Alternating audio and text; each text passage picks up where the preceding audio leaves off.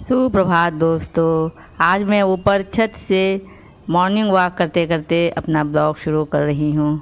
देखिए मैं छत में बहुत जल्दी जल्दी वॉक कर रही हूँ और आप लोगों को पूरा दिखाऊंगी मैं कितने समय तक वॉक करती हूँ। काफ़ी टाइम मैं वॉक करती हूँ। सवेरे सवेरे छत में हो चाहे बाहर पार्क में हो, टहलना बहुत अच्छा लगता है क्योंकि सवेरे का मौसम ठंडा होता है, फ्रेश हवा होती है। फ्रेश हवा मिलने से सारे दिन हमारे शरीर में चुस्ती फुर्ती बनी रहती है और हमारा बॉडी सारे दिन के लिए एनर्जेटिक हो जाता है। ये देखिए मैं टहल रही हूँ। जब मेरा टहलना पूरा हो जाएगा तो मैं थोड़ा सा प्राणायाम करूँगी, वो भी दिखाऊँगी आप लोगों को मैं कैसे प्राणायाम करती हूँ। थोड़ा बहुत हल्का फुल्का कर लेती हूँ। ये देखिए अब मेरा प्राणायाम शुरू हो गया है। अब मैं प्राणायाम करने के लिए बैठ गई हूँ। आप लोग देखिए।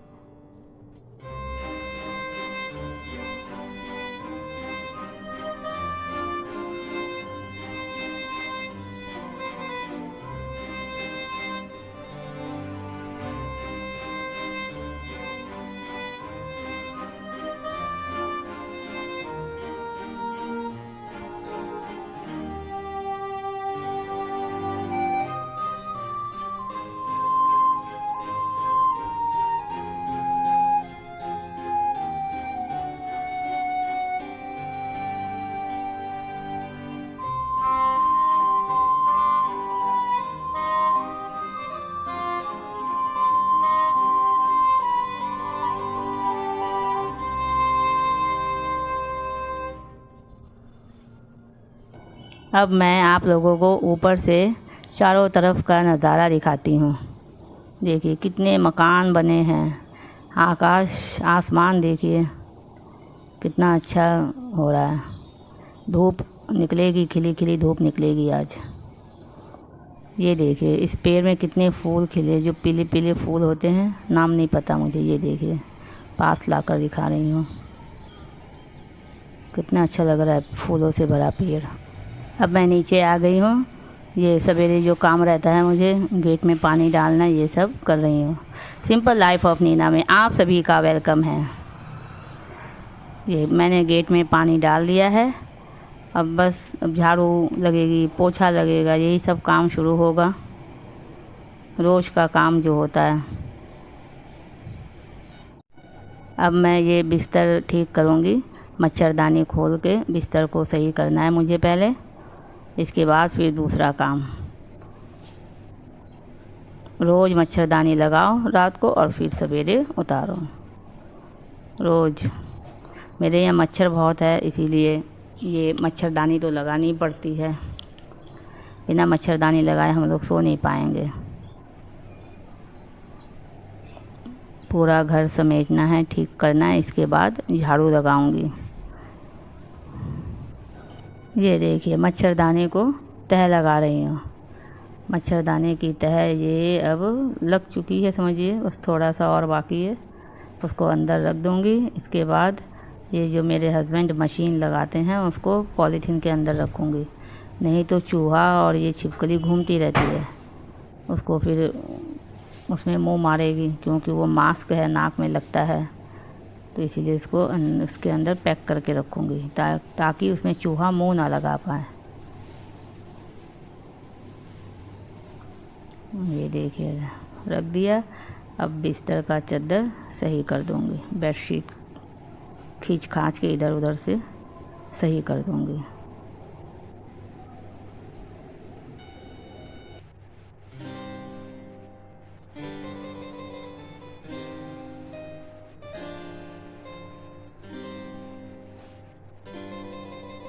ये देखिए पूरा बेड मेरा सही हो गया है कंप्लीट। मैंने झाड़ू पहले ही लगा लिया, वो दिखाया नहीं मैंने। पोछा अंदर का सब पोछा लग गया, ये बाहर बरामदे में पोछा लगा रही हूँ। बरामदा बोलिए आंगन बोलिए कुछ भी, उधर पोछा लगा रही हूँ बाहर साइड। अंदर सब हो गया काम कंप्लीट।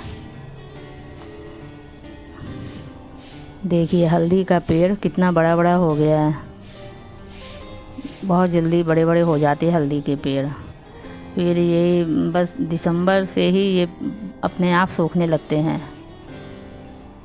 फिर पूरा दिसंबर जनवरी पूरा, फिर जनवरी फरवरी तक पूरा सूख के ख़त्म हो जाता है।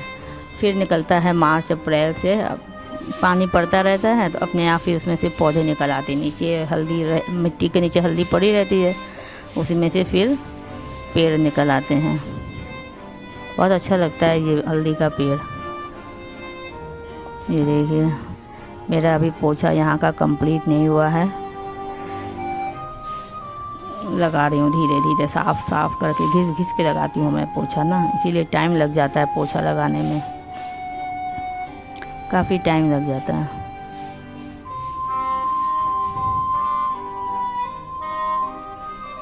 मेरा पोछा कंप्लीट हो गया है। अब मैं मॉप को धो के रखूँगी साफ़ करके। ये गंदा वाला पानी, पोछे वाला पानी जो है नाली में फेंक रही हूँ। इसके बाद साफ़ पानी लूँगी, यहीं नल लगा है ना, इसी में से पानी लूँगी, उसको धोऊँगी मॉप को।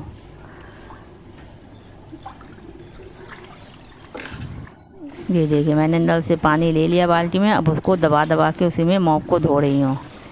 फिर इस पानी को फेंक दूँगी। ये देखिए अब फिर पानी भर रही हूँ बाल्टी में, और फिर इसको धोऊँगी मॉप को। जब तक पानी साफ़ ना हो जाए तब तक मैं धोती रहती हूँ। अब मॉप को उसमें घुमा के निचोड़ लूँगी, पानी उसका पूरा निकल जाएगा। फिर इसको रख दूँगी धूप में, सूख जाएगा ये। अब इसको भी साफ़ करके धो के रखूँगी। ये इसको क्या बोलते हैं, मॉप का बकेट। इस बकेट को भी मैं साफ़ से धोकर रख दूँगी, सूख जाएगा। धूप में रख दूँगी थोड़ी देर के लिए, सूख जाएगा। यहाँ धूप आती है, सूख जाएगा, बस साफ़ हो जाएगा एकदम। देखिए हाथ से रगड़ रगड़ के मैं धोती रहती हूँ। हर चीज़ को एकदम क्लीन, डीप क्लीन करना मेरी आदत है। टाइम सारा दिन इसीलिए मैं काम पे लगी रहती हूँ, क्योंकि धीरे धीरे काम चलता रहता है मेरा सफाई से। ये देखिए अब मैं गेहूँ धोने के लिए बैठ गई हूँ। पोछा लग चुका है तो अब गेहूँ का काम शुरू हो गया है। गेहूँ भी मैं वैसे ही धोती हूँ, बार बार पानी से। जब तक पानी साफ़ ना हो जाए तब तक मैं बार बार पानी से गेहूँ को धोती रहती हूँ, निकालती रहती हूँ। तो इसीलिए मुझे बहुत टाइम लगता है काम करने में। एक तो धीरे धीरे काम होता है, और ऊपर से फिर उसको एकदम साफ़ करना है बिल्कुल। ये देखिए पानी भर गया। अब फिर उसको हाथ से ऐसे मसल के पानी में साफ़ करके फिर उसका पानी फेंक दूँगी, फिर पानी लूँगी, बार बार यही करूँगी। धुल जाएगा, अभी 1 घंटा लगेगा मुझे। ज़्यादा गेहूँ नहीं है, 10 किलो है, अभी धुल जाएगा बहुत जल्दी। हाय फ्रेंड्स, मैं आपके सामने आ गई हूँ एक कहानी सुनाने के लिए आप लोगों को। आज एक आलसी व्यक्ति की कहानी सुनाती हूँ। उसका नाम था आलसी राम। वो आलसी राम जब देखो तब सोता रहता था, और सोते सोते सपने देखता था कि मैं बड़ा आदमी बन गया हूँ, मेरे पास बहुत धन दौलत आ गई है, गाड़ी बंगला सब कुछ हो गया है।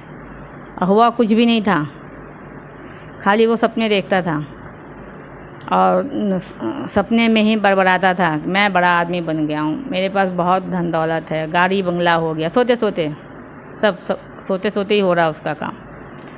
फिर एक दिन उसकी पत्नी को बहुत गुस्सा आया। वो बहुत चिल्लाई कि तुम सोते सोते सपने देखते रहते हो, आज तक तो सच हुआ नहीं, इतने साल हो गए शादी के, और घर में अनाज नहीं है तो कैसे बड़े आदमी बनोगे। आलसी राम क्या बोला मालूम है? और आलसी राम बोलने लगा कि मैं सपने देखता हूँ और मैं बड़ा आदमी बन गया हूँ और देखना हम लोग के पास एक दिन इतना धन दौलत हो जाएगा, गाड़ी बंगला सब कुछ हो जाएगा और मैं बड़ा आदमी बन जाऊँगा। तो उसकी पत्नी बोली, कहाँ से बनोगे बड़े आदमी, मेहनत तो करते नहीं हो, सोते रहते हो, सोते सोते कौन बना है बड़ा आदमी। तो कहता है मैं बनूँगा ना। तो एक दिन उसकी पत्नी को भी बहुत गुस्सा आया, बोलने लगी कि इतने साल से तो मैं देख रही हूँ बड़े आदमी तो बने नहीं, खेती पड़ी है खाली, ज़मीन पड़ी है इतनी खाली, उसमें जाके खेती करो और खेती करके अनाज उसी में लगाओ, उसी से अपना पेट भी भर जाएगा और बाज़ार में बेच भी आएंगे। तो आलसी राम ने सोचा कि चलो अच्छा ये करके देखते हैं, ठीक है जाता हूँ। तो वो गया, फावड़ा वावड़ा हाथ में लेके चल दिया खेत में जाके किसी चीज़ का पौधा लगा के आ गया और वो फिर सो गया, फिर पानी देने नहीं गया। आया, हाथ मुंह धोया, खाया पिया, फिर सो गया। फिर सवेरे उठने का नाम नहीं। उसकी पत्नी बोली, क्यों पेड़ पौधे लगा के आए हो जो, उसमें पानी नहीं दोगे? तो वो बोला आलसी राम कि हाँ जाऊँगा देने बोलते बोलते फिर वो सो गया, कहीं नहीं गया, वो सोता ही रह गया और सपने में बोल रहा है मैं बड़ा आदमी बन गया, मैं बड़ा आदमी बन गया। अरे भाई, तो उसके पत्नी बहुत गुस्सा करे कि कब बड़ा आदमी बन गया, बड़ा आदमी बन गया, मैं सुन रही हूँ इतने सालों से। फिर उसको बहुत जगा के उठा के कहा कि जाओ बाल्टी लो, ये बाल्टी पकड़ो, ये लो बाल्टी पकड़ो और जाओ खेत में पानी दे के आओ। 3-4 दिन हो गए। इसके बाद जब वो पानी देने के लिए खेत में पहुंचा, सारे पौधे बेकार हो चुके थे, सब मर गए बेचारे। इतनी धूप हो रही है तेज़ और वो पौधे सूख गए, उनको पानी नहीं मिला। तो जब वो गया तो देखा कि पौधे सूख गए, तो वो तो वहीं सिर पकड़ के बैठ गया कि अब घर में जाएंगे तो पत्नी चिल्लाएगी, अब क्या करें। फिर उसने घर आ गया। एक बात था कि आलसी व्यक्ति, उसने घर में आके झूठ नहीं कहा कि हाँ पेड़ हरे भरे हैं, उसने कह दिया कि हाँ पेड़ सूख गए हैं। वो घर में आया, घर में आकर वो बोलने लगा कि पेड़ तो सूख गए हैं, मैं पानी किस में देता। तो उसकी पत्नी बोली कि मैंने पहले ही कहा था, मैं पहले दिन से ही बोल रही हूँ जाओ पानी देकर आओ, पानी दे के आओ, पेड़ सूख जाएंगे, तुमने मेरी बात नहीं मानी, अब पेड़ सूख गए ना। तो एक दिन एक चंदू भाई आया, उसने बाहर से आवाज़ लगाई कि आलसी राम। सब जानते थे गांव वाले कि वो आलसी राम है, बहुत आलस करता है। फिर आलसी राम बाहर गया तो चंदू भाई ने कहा तुम अपनी ज़मीन मुझे दे दो। तो उसने कहा कि हाँ बिल्कुल ले लो, क्या करोगे, मैं उसमें खेती करूँगा और हर महीने तुमको 1000 रुपये दे दिया करूँगा। बोले ठीक है, बहुत अच्छी बात है, अब मैं बैठा बैठा खाऊँगा, मैं बड़ा आदमी बन जाऊँगा। उसने दिमाग लगाया, मैं बड़ा आदमी बन जाऊँगा, 1000 रुपये में ही वो बड़ा आदमी बन जाएगा। उसकी पत्नी पीछे से सुन रही थी सब। तो आलसी राम तो बहुत खुश हो गया, अब मुझे कुछ करना भी नहीं पड़ेगा और बैठे बैठे मुझे 1000 रुपये मिलेंगे। तो चंदू भाई भी खुश हो गया कि मुझे खेत मिल गया खेती करने के लिए, वो तो मेहनती था। वो गया खेत में खेती करने लगा, अपना परिवार को पालने लगा, बच्चों को पढ़ाया लिखाया और मकान भी बना लिया उसी खेत से खेती करके। तो एक दिन आलसी राम के पत्नी ने कहा कि देखो जाके चंदू भाई ने खेती करके अपनी ही ज़मीन पर उसने खेती की, खेती करके मकान बना लिया और तुम सोते सोते सपने देखते रहो कि मैं बड़ा आदमी बन गया और आज तक बड़े आदमी बने नहीं। तो नहीं अब बन जाऊंगा, देखो बड़ा आदमी बन गया ना, कि वो अब हर महीने हमको 1000 रुपये देगा, अब मैं बड़ा आदमी बन गया। तो उसने कहा कि फिर उसकी पत्नी बहुत चिल्लाई कि तुम ऐसे ही सोते सोते बोलते रहते हो, बड़बड़ाते रहते हो, मैं रोज़ सुनती हूँ, इतने साल हो गए सुनते सुनते, बड़ा आदमी, आज तक बड़े आदमी बने नहीं। तो आलसी राम बोलने लगा, बड़ा आदमी बनने के लिए खाली पेट सोना पड़ता है। तो ये उसकी पत्नी बोली कि इसीलिए रोज़ रात को खाली पेट सोते हो और हमको भी सुलाते हो। रोज़ हम लोग खाली पेट सोते हैं। जहाँ आप बड़े आदमी बनने के लिए खाली पेट सोए हैं हम लोग, तो ये 1000 रुपये आने लगे। अब मैं बड़ा आदमी बनूँगा। तो उसकी पत्नी बोली, 1000 रुपये में कौन बड़ा आदमी बनता है। तो फिर उसके समझ में आ गया धीरे धीरे। लास्ट में जब उसकी पत्नी बहुत बोलने लगी, बहुत चिल्लाने लगी, लास्ट में उसके समझ में आ गया कि हाँ, बड़ा आदमी बनने के लिए मेहनत करना पड़ता है, बिना मेहनत किए कुछ नहीं मिलता है।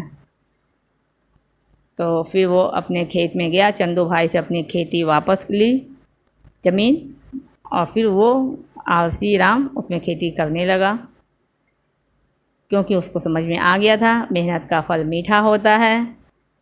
तो वो अब खेती करने लगा। ये थी कहानी। तो कभी भी आलस नहीं करना चाहिए। मैं आलस नहीं करती, मैं तो सारा दिन काम करती रहती हूँ। बहुत कम ही दोपहर को सोती हूँ, जब थोड़ा सा तबीयत गड़बड़ रहता है, इधर उधर थोड़ा हो ही जाता है, और नहीं तो मैं सोती नहीं हूँ। मैं काम ही करती रहती हूँ, थोड़ा कभी कुछ वीडियो एडिटिंग करना मेरा ही काम है, तो मैं करती रहती हूँ। तो आलस नहीं करना चाहिए। जो जिसने आलस की उसका जीवन बेकार हो गया। जब मैंने अगर ये भी सोच लिया कि आज नहीं करेंगे कल करेंगे, तो ये क्या है, आलस की ही पहचान ही है। आज नहीं करेंगे। देखिए बाहर से कितनी आवाज़ आ रही है ना गाड़ी वाड़ी की, तो थोड़ा सा इग्नोर करिएगा। इसीलिए मैं ब्लॉग नहीं कर पाती हूँ, बहुत आवाज़ आती रहती है। सामने आके बात करना बहुत दिक्कत हो जाता है, इसीलिए वॉइस ओवर करती हूँ वीडियो में रात को बैठकर।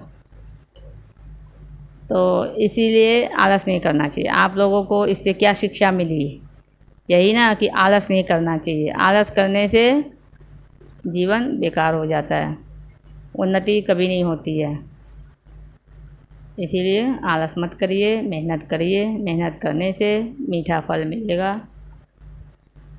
आज का वीडियो अगर आप लोगों को बहुत अच्छा लगा, कुछ शिक्षा मिली हो, तो इसको लाइक, शेयर और सब्सक्राइब करना ना भूलें। और जो मेरे प्यारे नए दोस्त इसमें आके जुड़े हैं, वो भी सब्सक्राइब करते हुए इसको जाएं। सब्सक्राइब नहीं करेंगे तो आगे आगे जो मेरी वीडियो आएगी, शिक्षाप्रद वीडियो मेरी, तो वो आप लोग कैसे देख पाएंगे। सब्सक्राइब करेंगे तो आप लोगों के पास नोटिफिकेशन जाएगा, तभी तो आप लोग देख पाएंगे कि हाँ, वीडियो आ गया है, देख लें। मेरे वीडियो में कुछ ना कुछ सीखने को ज़रूर मिलता है। ध्यान से देखा करिए तो समझ में आएगा। मैं कुछ ना कुछ 1 मिनट का हो चाहे 5 मिनट का हो, मैं कुछ ना कुछ सिखा के ही वीडियो में जाती हूँ। ध्यान से देखिए, मिलेगा। अभी मैंने पीछे वाला जो वीडियो लगाया उसमें देखिए, दाल और बेसन को कैसे रखना चाहिए बरसात में, दिखाया है। जिसने जिसने देखा होगा उसको मालूम है। तो कुछ ना कुछ आप लोगों को सीखने को ही मिलता है मेरी वीडियो से, हमें यही लगता है। तो इसके लिए आप लोगों को सब्सक्राइब करना पड़ेगा, मुझे सपोर्ट करना पड़ेगा, और आप लोग ही है जो मुझे सपोर्ट करेंगे और आगे तक मुझे लेकर जाएंगे। आप लोग वीडियो देखते हैं बट सपोर्ट नहीं करते हैं। सपोर्ट करिए। सपोर्ट करने में क्या है, कुछ नहीं। आप भी खुश, हम भी खुश, ठीक है ना। तो अगले वीडियो तक क्या करें, बाय बाय।